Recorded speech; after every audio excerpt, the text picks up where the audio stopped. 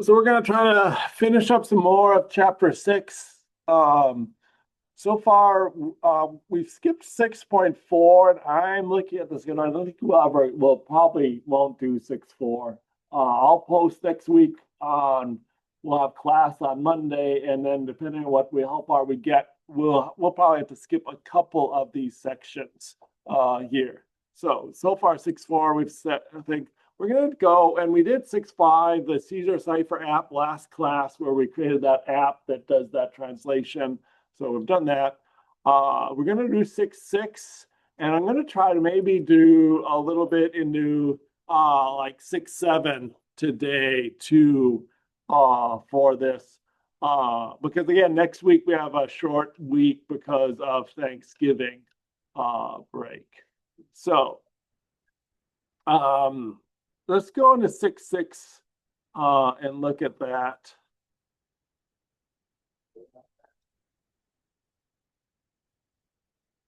Again, we're going to talk more about cryptography here. We're going to get into more complicated cryptography. So this is stuff we're not going to be able to necessarily code. So but hopefully we can understand how it works. And we're going to start with simpler ones, which we can kind of try to decode with the right tools and move to more complicated ones there. Let me pop up these slides instead of the videos, I think.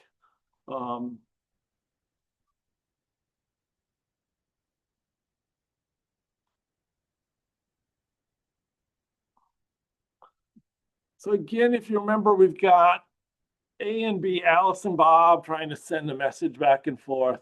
And we've got some key, and we have evil Eve trying to snoop and figure out the message in between. That's what we're working on here. And we talked about the Caesar cipher of just shifting the alphabet. Well, the problem with that is that there are only 25 keys, 25 ways to shift the alphabet. You just have to try out 25 things again. So that's easy. It makes Eve happy. Eve can spend a little bit of time and break this. So we need something more complicated for this. So rather than always shifting the letters, the whole alphabet a little bit, we could try to shuffle the alphabet. And this is something that's been around for a long time. There's a couple ways of doing it. One is to just list the alphabet and then shuffle the letters, and then have a shuffled alphabet and have the two people have these two alphabets. One's mixed up and none's not, and then just use those to translate there. There's a lot of ways to shuffle the alphabet, millions and millions of ways to shuffle the alphabet up there. So there's lots of ones.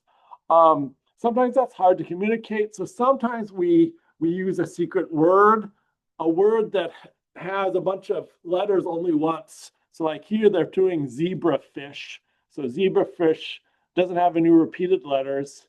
And again, there are some common phrases like this too. So you put that, and then you put the rest of the alphabet after that there. And then you line up your alphabet with this new cipher alphabet. Again, the goal is just to get some mixed up cipher alphabet for this. And now there are millions and millions of different possibilities. So your Eve is sad. A and B can send messages back and forth with this secret key. We just have to make sure we exchange the secret key back and forth, whatever the scrambled up alphabet is going to be. We both agree to use the same scrambled up alphabet, and things will work out fine there. So in this one,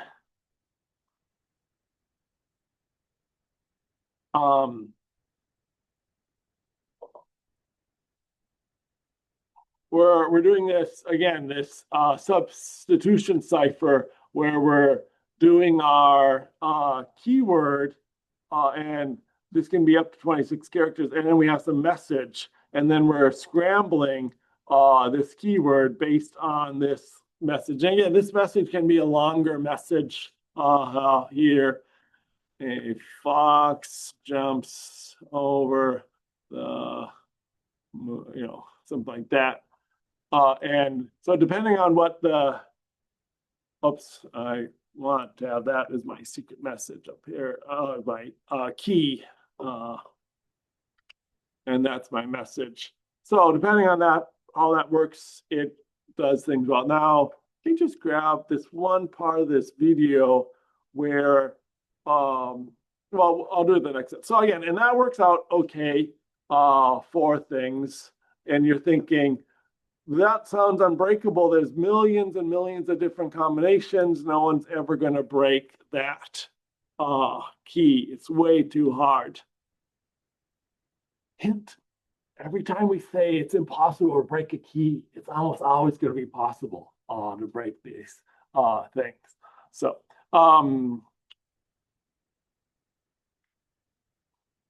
there is a way we can do this, and by that is if we have a long enough message, we can track how many letters, because in English, some letters occur more often than others. What's the most common letter in the English language? E. What do you think is the least most common letter in the English language? X, Q, Z? Let's see what it is. Looks like, well, no, J is actually really uncommon, and Q and X and Z are all very uncommon ones. It looks like CJ, yes, are very uncommon there. So, but we have this pattern that we have. Now, if we take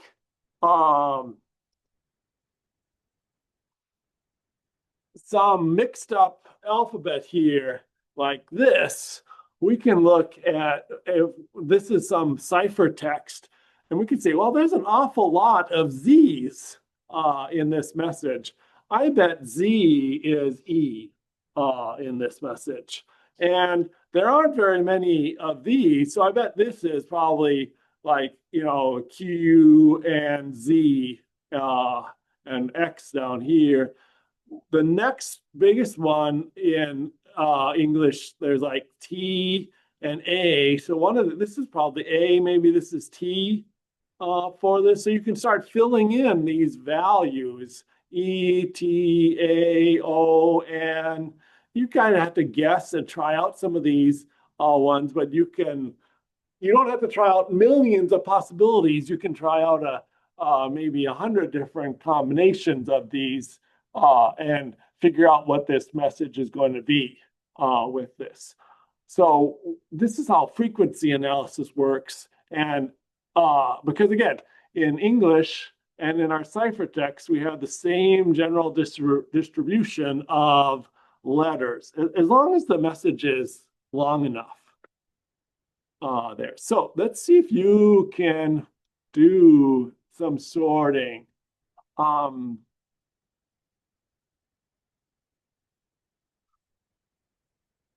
So we're going to take a message. So go into Brightspace, go to Unit 6, Part A, and at the bottom of 6 Part A of Brightspace, there's these in-class activities, and we are in class right now. So we are going to do one of these in-class activities. So click on this. We're going to try to do this frequency analysis stuff. Here's some text.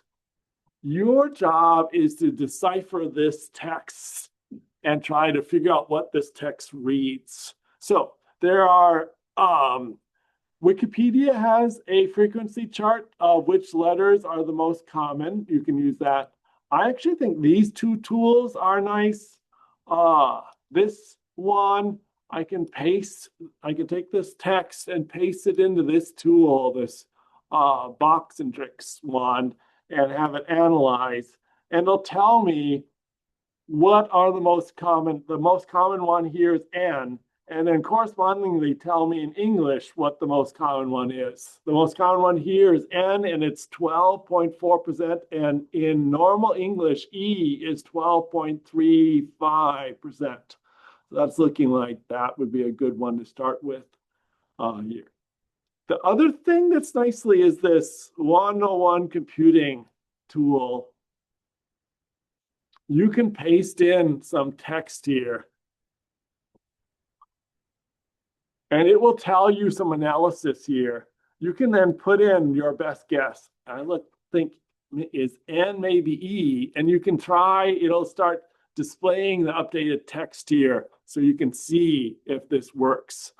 So your challenge is to, but I would suggest go to this computing, 101 computing one, paste this text into it, highlight this text, paste it into this 101 computing text in here, start the frequency analysis. It'll tell you which are the most common ones, and then start trying to figure out which letters. Again, you can fill in any of these guesses and work on the substitution there.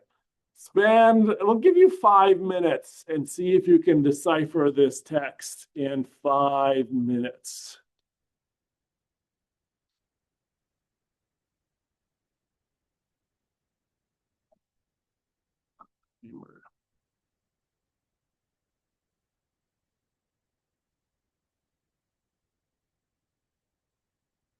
Okay, we'll let that go for 5 minutes.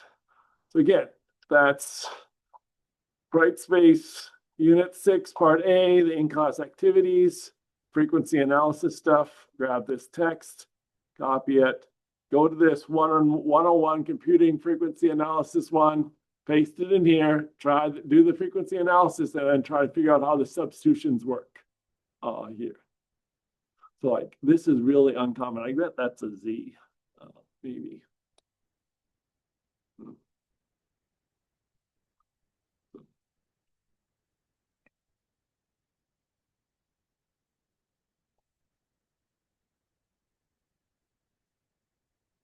What's this?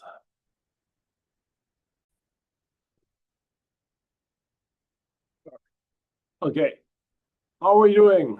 What letters do you know so far? I said N. Oh wait, no, I said, yeah, N was E because that's the most common one. And I said T was T. That was funny because that was the next common one. And I said G was A because again, I'm looking at this frequency and one of these frequency analysis ones over here. So A, I did E, T, A ones. What did you guess next? I'm just guessing on these. What did you guess? What did you guess for this? I think the 54 is the next one. The C. What I was seeing is that I was seeing a lot of these T blank E's, T blank E's, T blank E's words. H. Yeah, so I was thinking that had to be an H for the, right? The is a very common word. So in here, G would be translated, oops, let's see if I do it. No, T blank C would be an H. So I said C that's the next one. Now that seems weird because H is down here, is a little bit lower. It isn't the next one, but it's only 6.5 compared to like 6.9. So it's in that ballpark. And again, sometimes the wording might change this. So then I'm getting this. I see a there, I see a the. Oh, that's looking pretty good. Can someone give me another letter in here that they think might be right?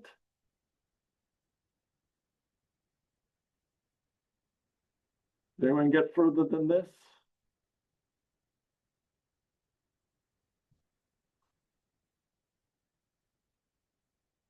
So again, we've got, what do we have next? We've got some O's and N's here are very common. So what are our next? Oh, here, I put an N in here. I thought that was, and then maybe 40, a K was maybe an O, or an R was an O. Has anyone tried either K or R as O or I? So if I put in an O here, does that look right? I see a no, but what is this R and O? That doesn't look right. So I don't know if that one is right.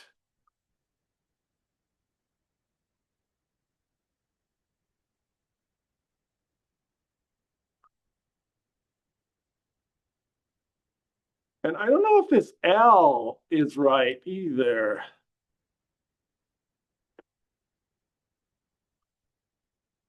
So I've got an A, an O, and an N. I put A as G. So have you figured out any other possibilities here?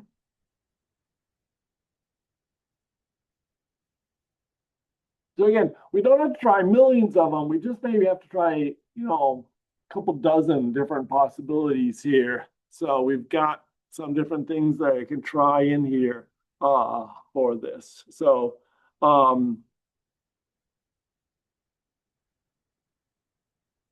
let's try. Yep. R seems to be S. R seems to be S. Okay, and yeah, I see an ST, an AS. W is W. W is W. Okay, was. Yep, so we have a was here. O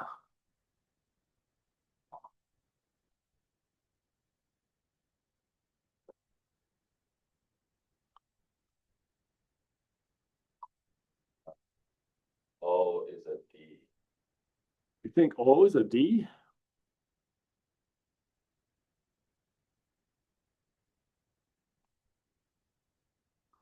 Something like a DER that looks good. Had, I like that. Some did it. Yeah, so I like where we have these things ending in ED. That sounds good. D is a I. You think D is I?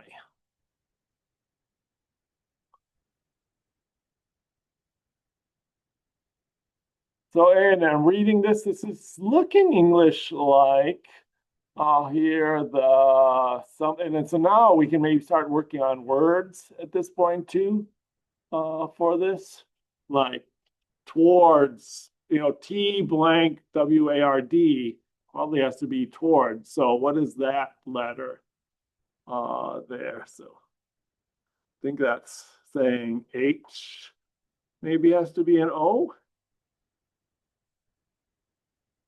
Nope, that was the wrong one. Let me scroll. Oops. L is an O.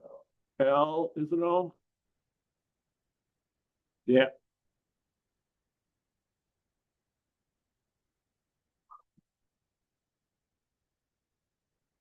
How are we looking?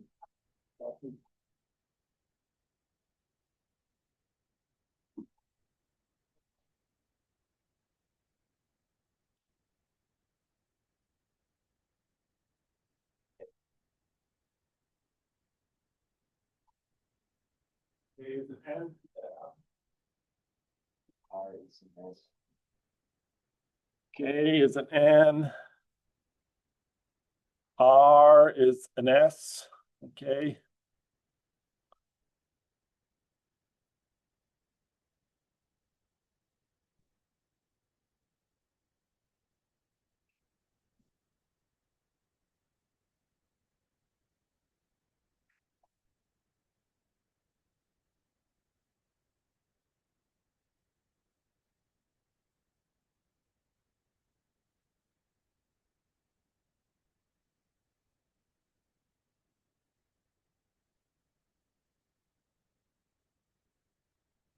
Okay, so again, with this sort of frequency analysis, you should be able to cipher a message like this. If it's longer, it's even easier, but this isn't that long of a message and we're still able to apply it. It doesn't always work. Again, doesn't match up exactly, Here, there seems to be a lot of H's in this one that throws it off. I don't know why there's a lot of H's. It's like this text has a lot of H's in it.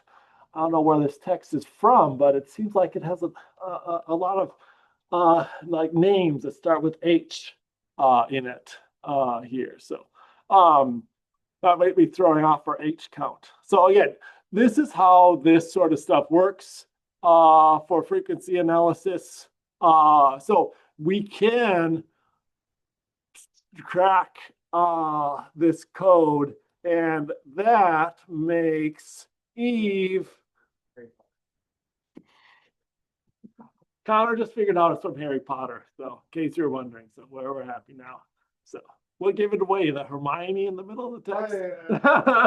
Or the Harry, which of those was the key, do you think? The Hermione. Hermione, maybe more than the Harry. Well, that happened first before the Harry did. Right, yes. Okay. And also, I just recently read Sorcerer's Stone. Oh, yeah. Reminds me. This sounds very familiar. So, okay. So now we can do frequency analysis. Evil Eve is happy again, and Alice and Bob are sad because they can't send secret messages. Well, they can try, but Eve can even just figure out their analysis here. There's another way of doing this called a transposition cipher, where we simply move the words in some order here, and we just shuffle the letters around, but don't. But again, you have to figure out how you're going to shuffle them around for that, and you can do that.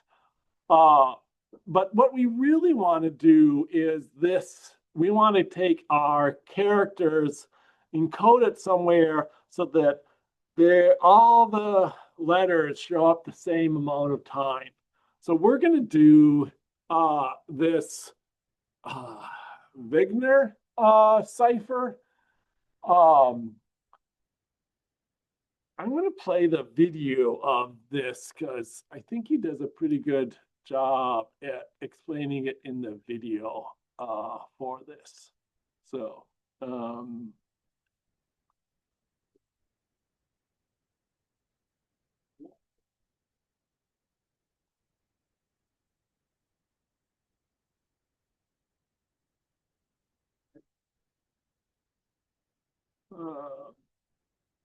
oops, I'm on the wrong video. That's my problem. This video, yes.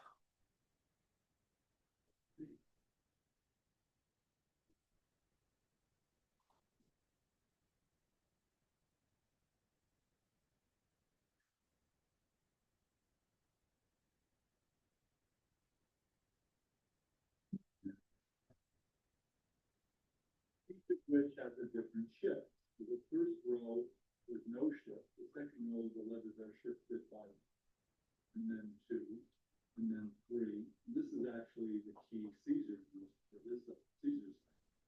So you have the 26 alphabets. Here's how the algorithm works. What you would do is you would use a keyword like zebra to identify different alphabets. So zebra would pick out 5 different alphabets. The Z alphabet, the E alphabet, the B alphabet, R alphabet, and A alphabet. Then you would write the keyword above the letters of the plain text, and then use the alphabet indicated by the keyword to encrypt each letter of the message. So let's give that a try. From encrypt H, we pick the Z alphabet, we pick H, and then we go down the column to see that would encrypt to G. For E, we pick the E alphabet, the E column, go down the column, and we see that encrypts to I. For the letter L, we use the B alphabet. We go over to the L and then come down the column, and we see that it encrypts to N. The next L, however, we're using a different alphabet. In this case, we're using R alphabet. So that L encrypts to C. Notice the LL pattern has disappeared in the ciphertext. Finally, with A, we go to the A row, select the O, and that just encrypts itself.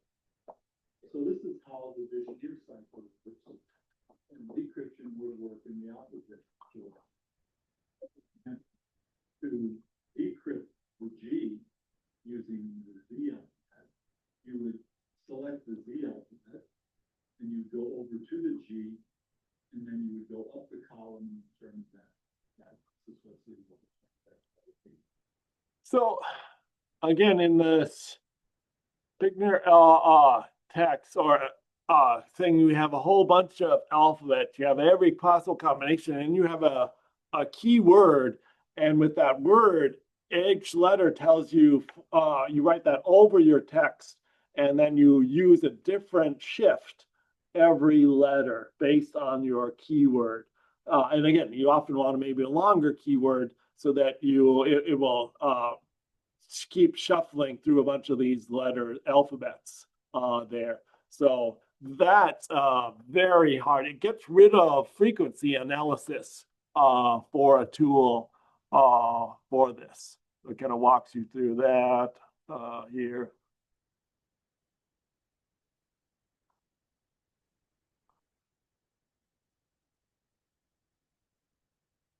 But again,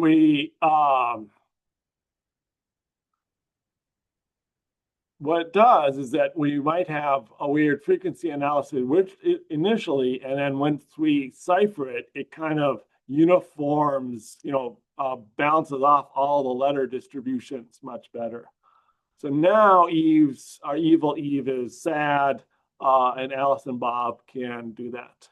But wait, you say, is there a problem here? And so we still see some commonalities here. There are still some ways of breaking this down in certain ways here. Because again, your alphabet shifts. Like if your zebra is your word, every 5 characters it repeats there, and we see the same thing repeating. And so we might see with enough text, we'll see some repeated patterns, especially if you don't have that long of a keyword, you'll see things like the repeated, especially if it's shifted over every 5 characters for this. So with that, we can still do this. So there's some gaps in here. So it's with a long enough set of texts and a good algorithm, good code breaker can break even this text for this. The perfect way to do this is a one-time pad where you write out a random set of characters and you give it to the other person and you just use that one-time pad. This, every time you don't repeat the alphabets every time. You have a random set of alphabets that you're always using on how to kind of translate this. But it's a big long key, and you have to use a different key every time. So you can send a private message, but in order to do that, you have to send a private key every time. Well, how do you send that? If you can't communicate and send the private message securely, how are you going to send this big, long private key back and forth? And it's got to be a different key for every message to be consistent here. So it works, but it's not.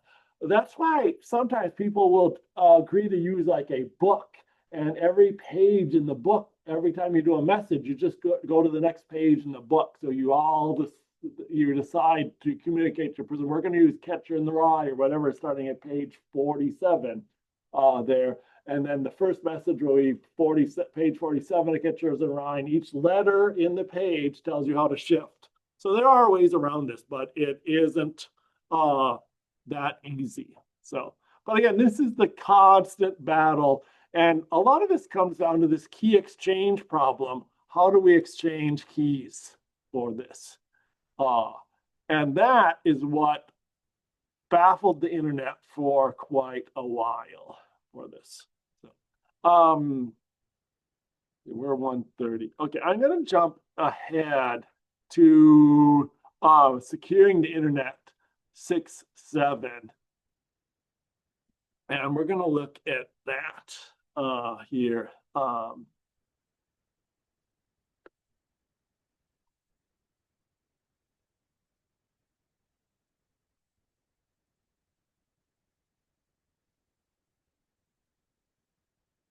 So again, we have this key exchange problem where both Alice and Bob have to exchange a key.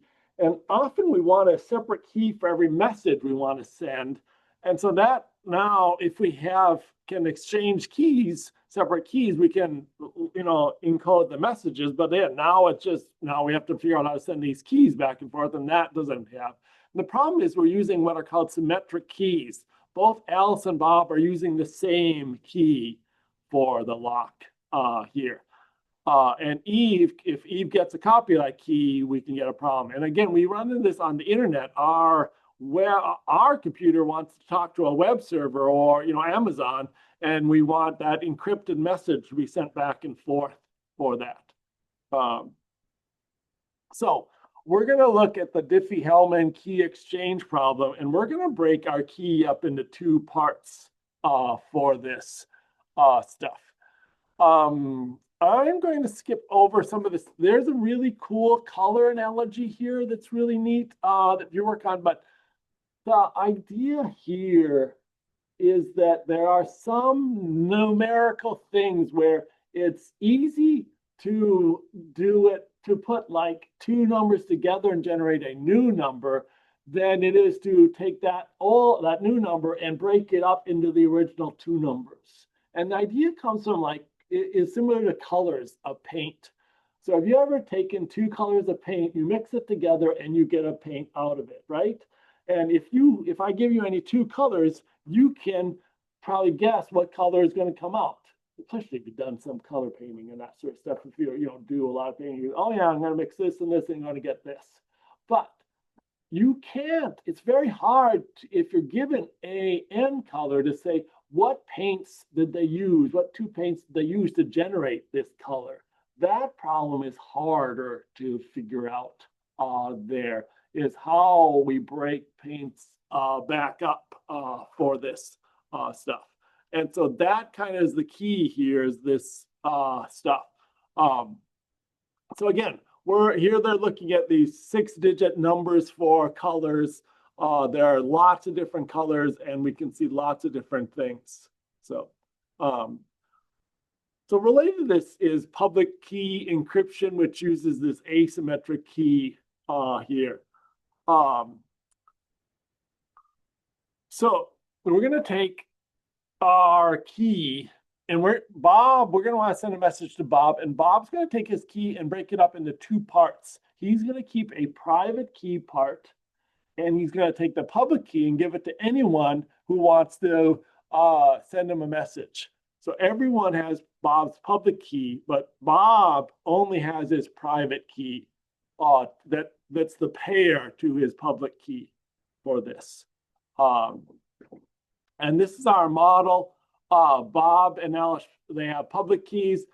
Alice encrypts hello using Bob's public key, and we send him the message. And then Bob can take his private key and decipher that there. So you share your public key with everyone, and any message that's encrypted with your public key, you can decrypt with your private key here. And based on this one-way mathematical function, this is why we use the color analogy, because this math is just a little weird there. So this is what's called a one-way function. We can figure out C from these values, but it's really hard to figure out the numbers that generated this. So M is our message. And again, we can take our message. It's just a bunch of characters. We can convert it into numbers there with like ASCII or some sort of code like that. So M is our message. E is some public exponent. We're going to raise it to some power, and then we're going to mod it. We're going to divide it and get the remainder. And so E and N are public values that we'll share, and C is our encrypted message. But given this, it's really hard. It's easy to compute C. It's hard to find the M given C. Here, given just E and N here, it's hard to do this backwards for this. So again, our public key is our E, so we break our value E up into two parts, a public key and a private key that are multiplied together for this. And there are more stuff on this RSA. I'll do it. But we're going to skip some. So whenever you see HTTPS, and it used to be like only a quarter of the internet used HTTPS. And then it started getting more of the internet. And at some point, they just said, well, all web pages. So nowadays, almost all the internet use the HTTPS. And if you go any website without it, like if you use Chrome, Chrome warns you and say you're going to unsecure site that's not using encryption. So it used to be it was kind of expensive. We were only encrypting like when you went to a shopping cart or some certain pages were encrypted. Nowadays, we encrypt everything. Every website on the internet is encrypted basically for us using this HTTPS. And we have these asymmetric keys. We secure information. So we ask our server, send us a public key. We get the public key, we encode our message and send that message there. The server uses the private key to decrypt that message and then send it back. So we have this public key. Now, where do we keep the public keys? So we have to have trusted authorities, which are called certificate authorities, where we have third parties that are trusted to provide a list of keys for everyone and are registered for this stuff. So there's these certificate authorities where, like inside your browser, whenever you get a key from a website, you'll save it, and then you'll know whenever you communicate with that server to use that server's public key. So we have a bunch of these public keys for this here. So it just means that every time you go to a website, so if I go to www.css.edu,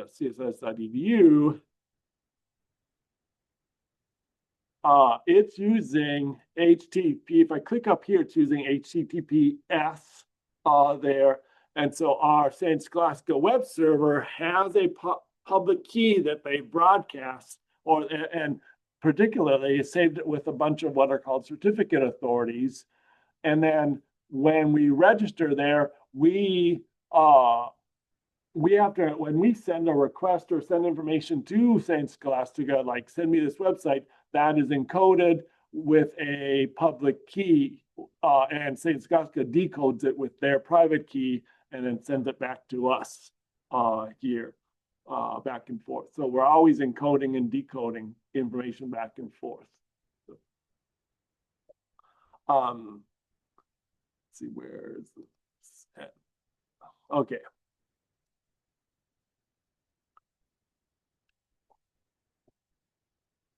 Going to see how we're doing as far as this reflections.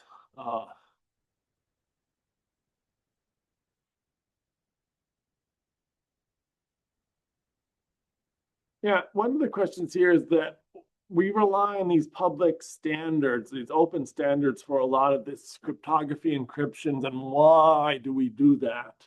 Now, there are private things here. For example, I use a keyboard, I use a software called KeyPass for storing all my passwords in a little database on my computer there.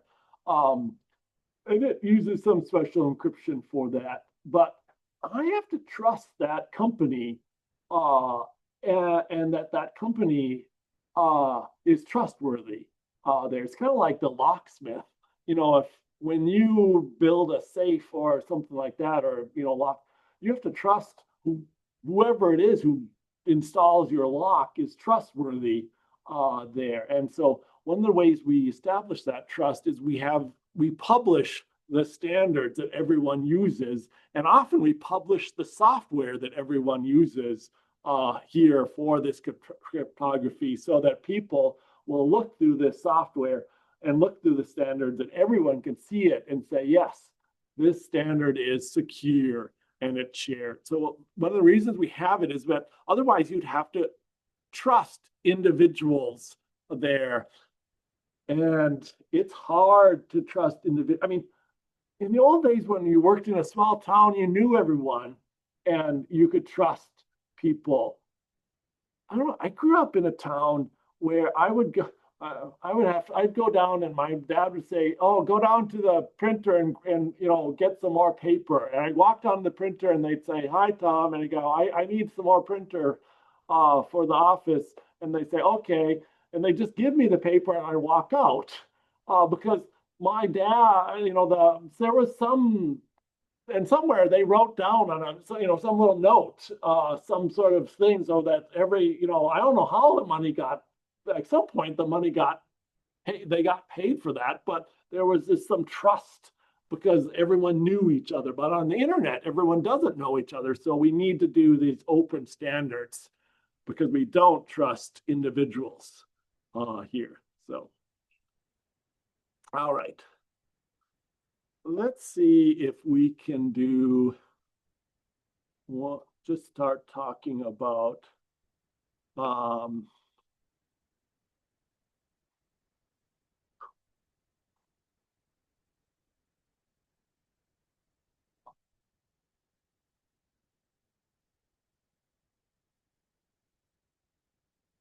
we're going to look at one video and have you discuss it a little bit. So we can encrypt things there. So we can encrypt messages. We can also encrypt everything on your hard drive or on your storage there. And if you have an Apple computer, an Apple phone, everything on your phone is actually encrypted. Look, so here's how it worked. It works. It's like if I have access to a physical computer, if I have access to your computer there, I can take the computer out, take the hard drive out, plug it in to my computer, and I can read all your data on your computer. It doesn't matter how your login is. If I have physical access, and again, phones used to be that way too. If you have a phone, I can just take your phone apart, break it apart, grab the little storage thing inside, plug it into a device, and read that. I can read whatever's in. So what Apple does is it encrypts everything on it. So although I can read, I can see all the files are being encrypted. They won't do me any good there. On Android, everything isn't encrypted by default, but there's a safe area where I can put anything secure. There's a secure area where everything in there is encrypted. So should Apple be able to do that? The battle over privacy versus security is back front and center as Apple digs in against the FBI and the courts over the issue of access to data on its phone. December 2nd, 2015. That's the day Syed Farouk and his wife, Tashfeen Malik, went on a murderous rampage in San Bernardino, California, killing 14 people. Hours later, they were in turn killed by police. Ever since, the FBI has been trying to read the contents of a cell phone Farouk used. We still have one of those killer's phones that we have not been able to open. And it's been over 2 months now. We're still working on it. Last week, FBI Director James Comey told a Senate hearing that the Apple iPhone's encryption has made it impossible for the agency to access its content. Now, a federal judge in California has ordered the company to create software that will do just that. But Apple CEO Tim Cook forcefully rejected that order yesterday, writing in a letter addressed to Apple customers, in the wrong hands, this software, which does not exist today, would have the potential to unlock any iPhone in someone's physical possession. White House Press Secretary John Earnest disputed that, saying the government wants access only to the single. Okay, so here's the question. So how much, and we get to this a lot with encryption. This is actually a number of years old. But this is a common problem we have is that should the government be able to, so in the right thing, the government can listen in, wiretap, you're listening to your communications. With any encryption, should the government be provided a key or a way to break any encryption? So if need be, they could get at any information that they saw fit. Okay, I don't want, so what you're gonna do, so we have 10 minutes? Oh, you have to leave. Yes. Okay, so go into this, go into the in-class activities, scroll down to this debate team carousel, click on that. And you want to do part 1 here. You might want to find one of these ones and just type in your name where part 1 is. And then you want to type in a message there. So what do you think and why there? Do you think the government should be able to break in, have the right and be given the ability to break into any encryption like from your Apple phone or anything like that, just for surveillance? Or do you think that's too dangerous out there? What are your thoughts? So find one of these spots, click on it and type your name in on one of these ones for the first one. And we'll give you, what do we have, 5, we have 8 minutes up. We'll give you 2 minutes to type in your ideas.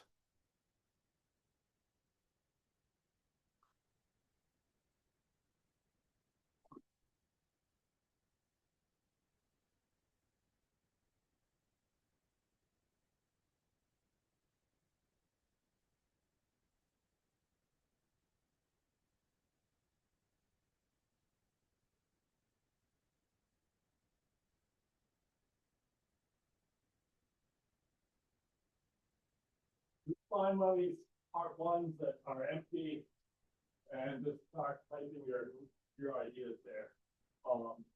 You just start typing something there. So again, you don't have to put your name on it or anything, but just type something there so that everyone else knows that they won't overwrite your typing. So maybe I'm here. So.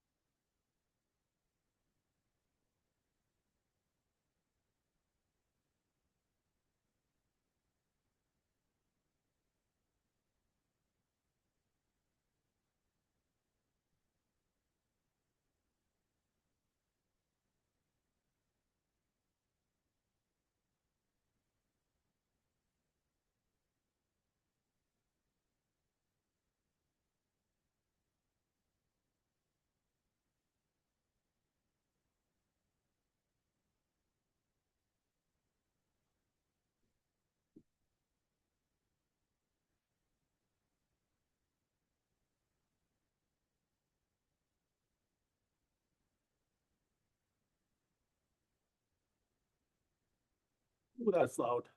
Sorry. I turned up the volume for something else. Okay. Okay. Now you're going to find someone else's. We're going to do part 2. So if you're in one of these cells, try to go down to the next cell on the side, see which one, and try to find the next one where part 1 is filled in, and you're going to do part 2.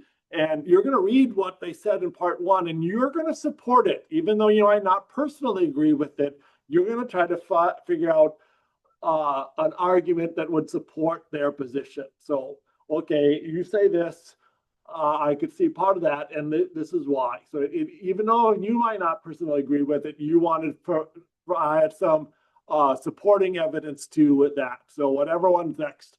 Now, if you keep going down, you're not finding any, someone's got to be the last one, and you're probably wanting to go up to the first one. But you should be able to scroll down and just go to the next one. And if you just go to the next one and everyone goes to the next one, they should all be at a different one. And then just, again, read their argument. Is it in favor or against it? And then write a quick supporting statement for that.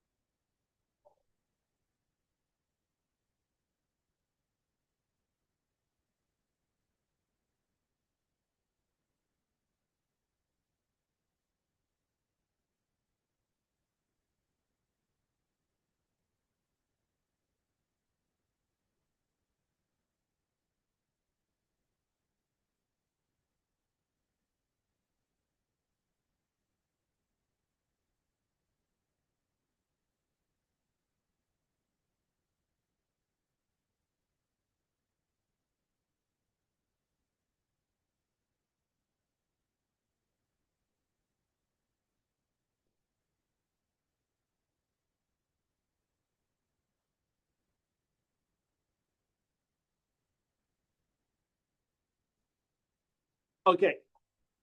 Now we're going to do part 3. So again, you're going to switch down to the next card. Again, if there's no one below, you switch back up to the top. Find a new card. Parts 1 and 2 should be filled in. You're going to do part 3, and now we're going to do devil's advocate. So part 1 and 2 should be arguing one way. You're going to argue the opposite way. So whatever way part 1 and 2 are, you're going to take the opposite position. Kind of be a devil's advocate to this argument. You say this and this, but, and then have your counterclaim there. So in 3, state a counterclaim to part 1 and 2 of this new argument you have.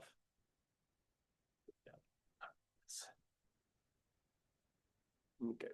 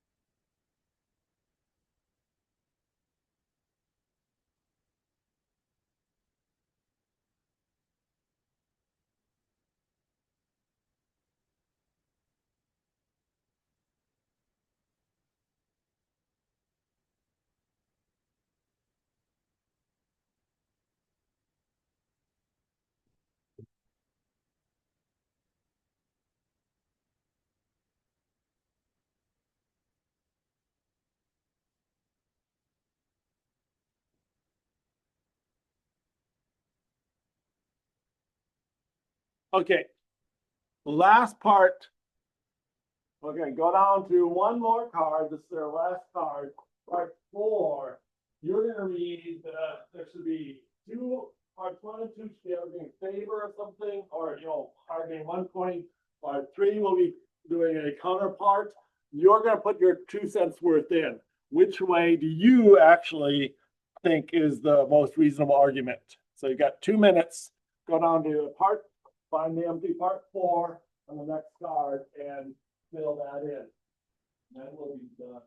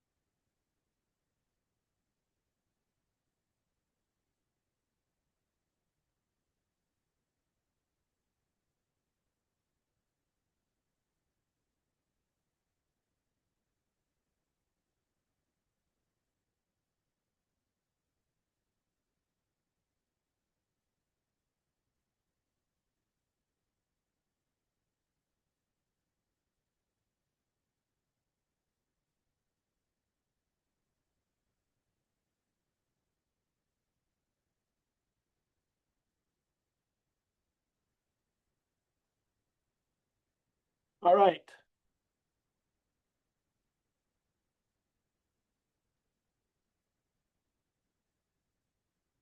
I always like going through and reading these. I don't get to hear what you're saying when you're typing, so I always like to go in afterwards and kind of read through these and see where arguments what and stuff like that. So I like to see that. So, but thanks for sharing your thoughts on this.